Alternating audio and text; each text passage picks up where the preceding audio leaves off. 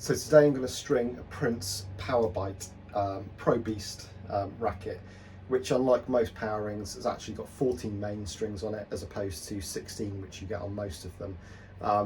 So instead of starting at the head of the racket, so looping around the head, we actually start on the throat, so around the power ring. So that's a little bit different to most rackets that you'll get. So I'm just going to feed the string through first of all. And you get an even amount on each side. We're doing this as a two-piece with Ashaway SuperNick XL Micro. Now with most squash rackets you would normally string with one piece, which is what I'd recommend, but with Prince power rings we always string with a two-piece, or certainly should do. It's what Prince recommends. It also keeps tension a bit longer as well, which is good.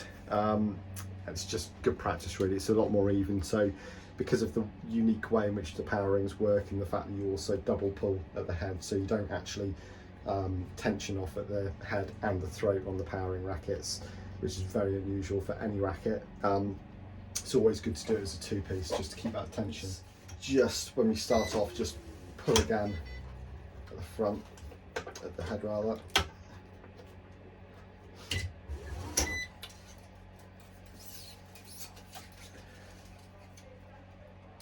And we're making sure that we go under and over the loop on this side of the racket, and we're going to go over and under on the other side of the racket, and making sure as you're going through as well, just to keep the lines on the throat, just keep the strings all kind of lined up properly.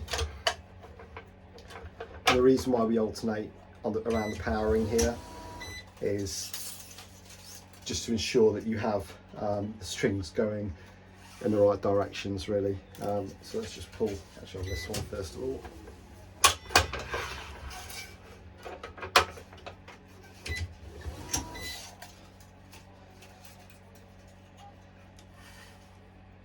So one thing which I'd also recommend when you are doing the power rings is, if you haven't got an electronic machine with a constant pull, maybe pull twice on each string just to make sure you get the right tension. Because normally you would tension at the throat and the head. With an electronic machine like this, you have got constant pull, so it will pull and pull and pull and pull until you get the right tension. I just normally leave it a little bit longer on there just to make sure it's pulled correctly. Another really important thing to do with these rackets, and with any racket, is to make sure you're only going a couple of mains ahead on each side, so that you don't warp or distort the frame at all.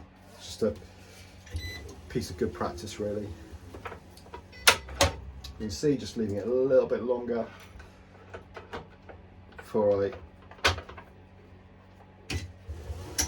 clamp it off.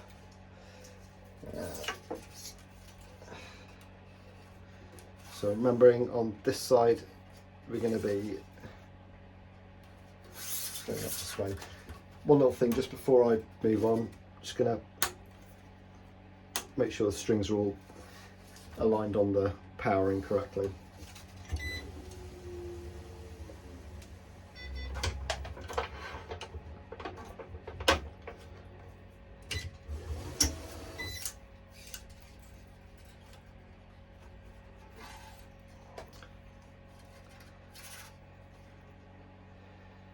And again, just make sure you get the mains going through the right holes here as well.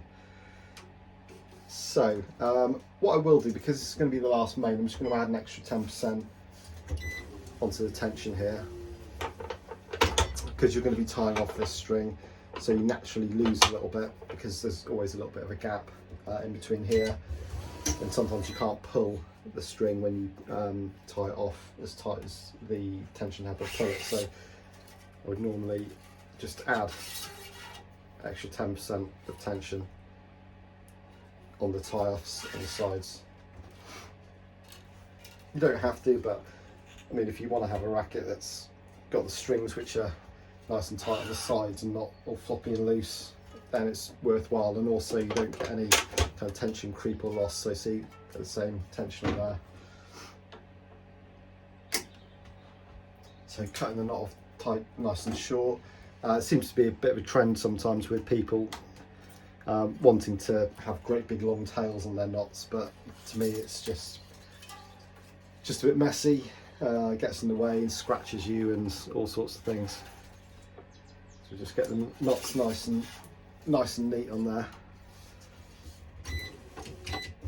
So remembering to put my extra 10% on. Leave it pulling for a little bit longer.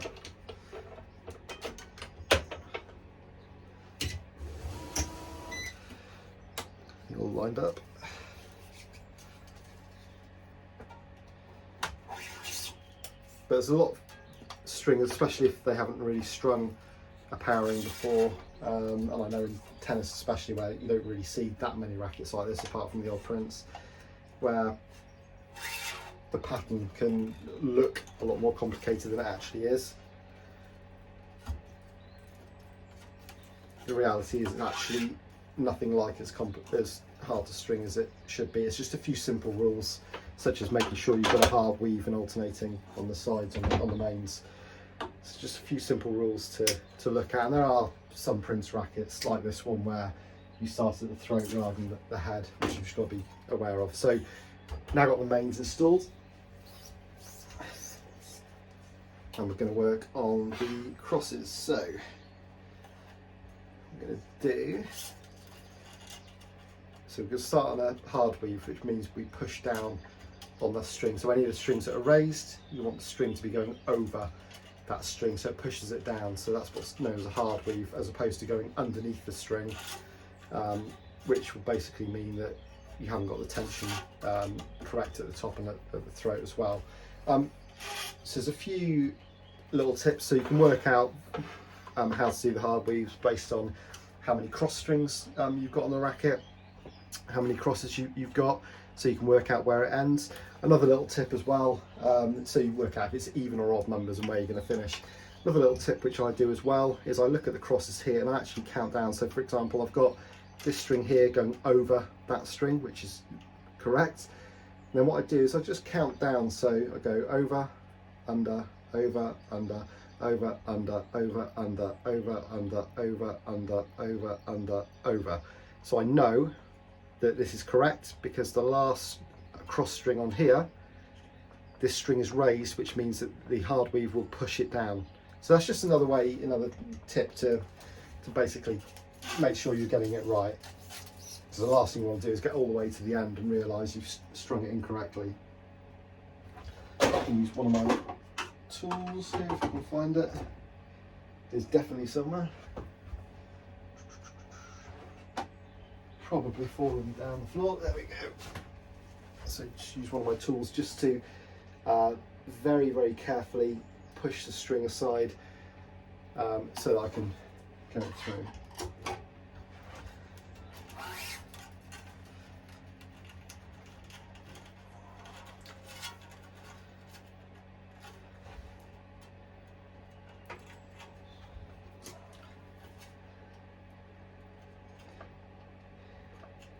So you can also, another little tip, because you're doing this as a two-piece, what you can do is you can actually use a starting knot on your first cross. However, I'm going to actually clamp it off, and the reason why I'm going to clamp it off is so that I can then just put a little bit of extra tension at the end. Just very carefully finding that hole there. So just put a little bit of extra tension at the end, and also it means that the knots you can pretty much assure are going to be all facing the correct way, which in this case is going to be upwards using a Parnell knot.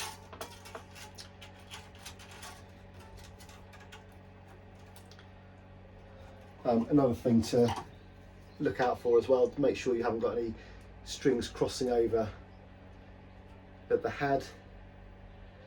So just keep an eye on where the crosses are actually feeding through, so you're not left with loads of unsightly crossovers with things there. So I'm going to clamp off now. I'm going to use my trusty Parnell pad supplied by Richard Parnell, who created the Parnell knot. And you might notice I'm double pulling, so I'm pulling that string and that string. This one's going to have tension, but at the end I'm going to re-tension this one, so you're not actually losing anything at all. And I'm going to add just an extra 10% on that top one as well.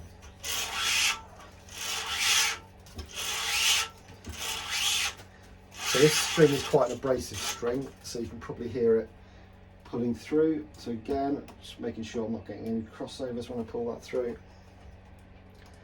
The thing with the powerings is a lot of it is just attention to detail, really, with them. A few little tips if you want to get it done quicker. You can actually come down the throat and weave it through there as well, as opposed to weaving every string individually on that side, so you haven't got the hard weave.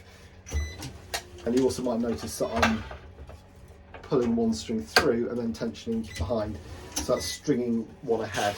Because this string has got a lot of friction coming through it, it's always a good tip to string one ahead on the crosses, not tensioning one ahead but stringing one ahead, because that way it means it's actually easier to string it without damaging the strings or causing more tension loss. So you see this one goes on the shared grommet, so I'm just going to use my pliers there because it's a little bit tight, it's a bit of traffic coming in. So I'll sharpen up that as well. It's another little tip. Sometimes, especially with the Ashaway strings, which are a bit softer than most, they can go a bit mushy when you're pushing them through, so sometimes just trim a little bit of the end off. As you can see, it comes through absolutely fine there. Always is a kind of arrow point.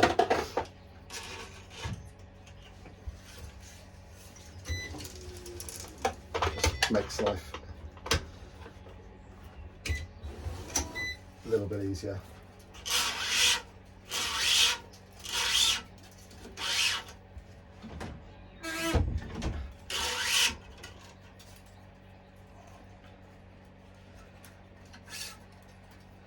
So again, it's that little method of going through the throat, so you can actually get the string going all the way through there, and it'll end up going the right way.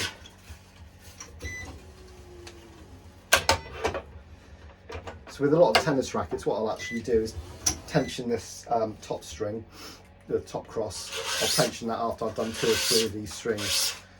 You can do that, but it'll be perfectly fine to just do it at the end of this.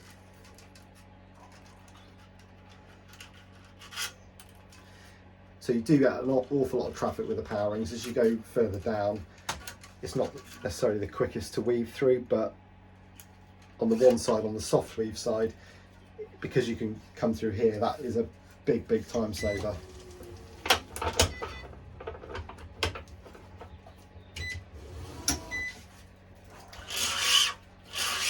And just taking a bit of care not to pull the string through too fast. You don't want to burn the strings out, especially with these abrasive Ashaways.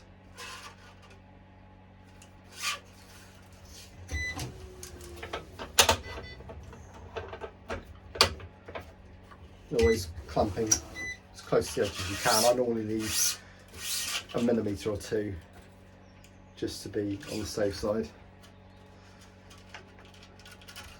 Because of the way the strings work here, with some going up, some going over the powerings, it does mean that the normal kind of finger weave that you do, where you kind of just push the string through, isn't quite as easy to achieve as it would be on most rackets. So I just slip and slide the strings through like that, which is very common with tennis with poly strings.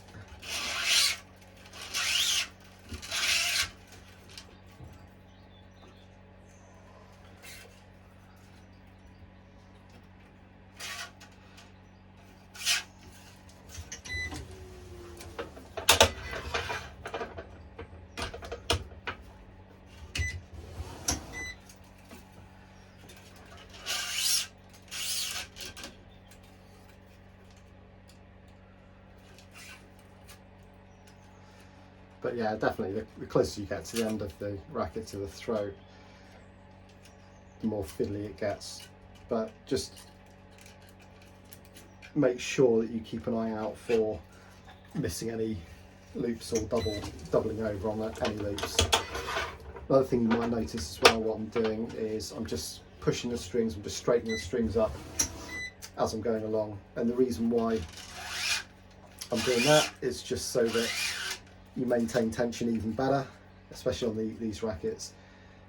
because if you have the strings sort of going in the sort of happy face string down there, it means you're actually losing a bit of tension. So always, if you can, try to straighten the strings a little bit whilst you actually string, especially on the crosses, and then just neaten it up a little bit towards the end. Saves you a bit of time, but also make sure that the tension that you're pulling is the correct one, because there is quite a lot of resistance with these mains, especially once you get towards the throat end of the racket. And if you're looking at stringing consistently, so if you get 3 or 4 of these in one go to string, then you want to make sure you're doing the same thing for every single racket. Because the hardest thing, especially with these rackets, is if you get 3 or 4 of them, is to get a consistent tension at the end of the racket. So all these little tips here will just help you to achieve that.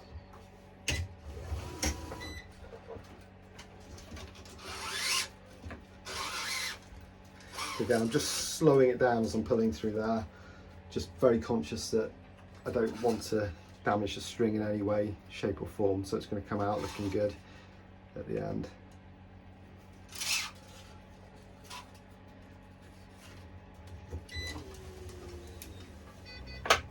It does get harder to straighten those strings the further down you go.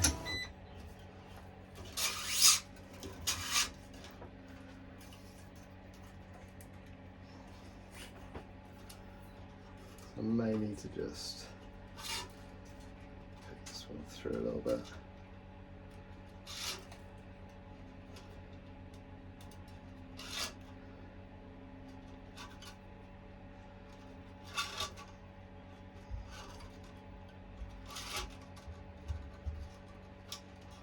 Oops.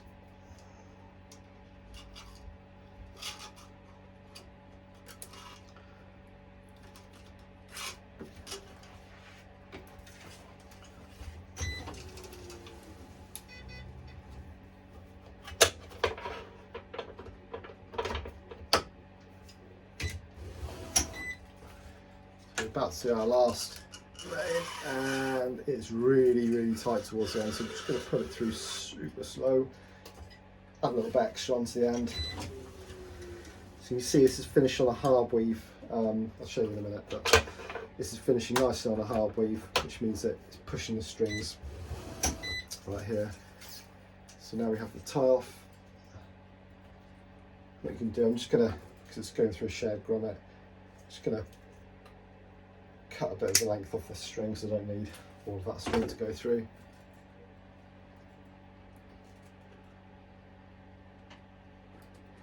Definitely going to need more pliers on this one. So if you're using like a Technofiber string or another slightly harder multi-filament string, then you'll be absolutely fine getting this through, but the Ashaways are a little bit softer. There's a couple of things you can do, so you can just widen the grommet, you push them away a little bit as well, which definitely helps. So as you see, what I'm doing is I'm pushing the string up a little bit, just to enable me to get that string through, just to find a little bit of extra space. And just finishing on trusty Parnell knot.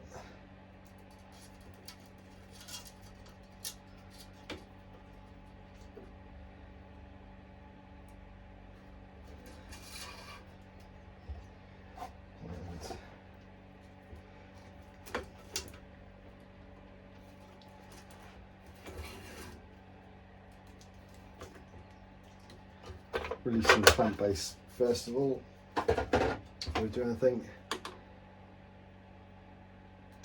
Neatling that knot off. And now just remembering to do this top one so I can release all the clamps. So I'm going to add a little bit more tension in there. You don't really need to, if I'm being honest with you, but it's just one of those things just to make sure you get the tension spread pretty well. Now I'm going to do this here, just to allow myself a little bit of room here. So that's one of the reasons why it's good to put a little bit of extra tension on, because there is a bit of a gap, but without having that gap I wouldn't have a great deal of space to get this string through.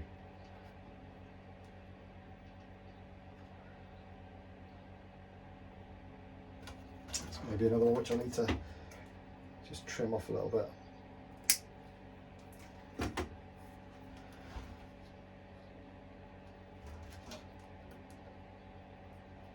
The best thing I'd suggest when you do get these grommets where it's a bit tight, is just be really, really patient, because the more frustrated you get and try and jam the string through, the more likely you are to completely mess it all up. So just be patient and just remember that somebody's strung this racket before, so it's not impossible to string.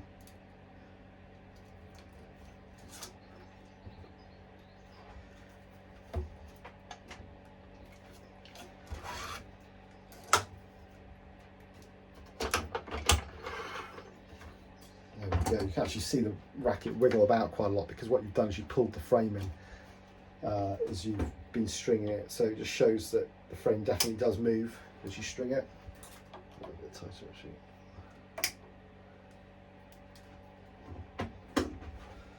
I'm just going to get my setting off all now, just to make sure the strings are all completely straight. And as mentioned before, you shouldn't really need to do this too much if you straighten the strings as you're going along, but it's always worthwhile doing, just to make sure that the strings don't notch out of place.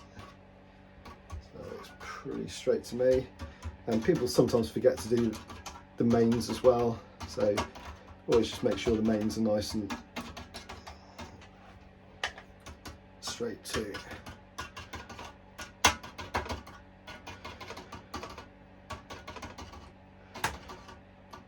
There you go, and all the main strings at the throat, they're all nice and neat. You finish on a hard weave, so that string going on the cross there pushes down on the string that comes over the loop, and this string on the cross pushes up on the string that goes underneath the loop.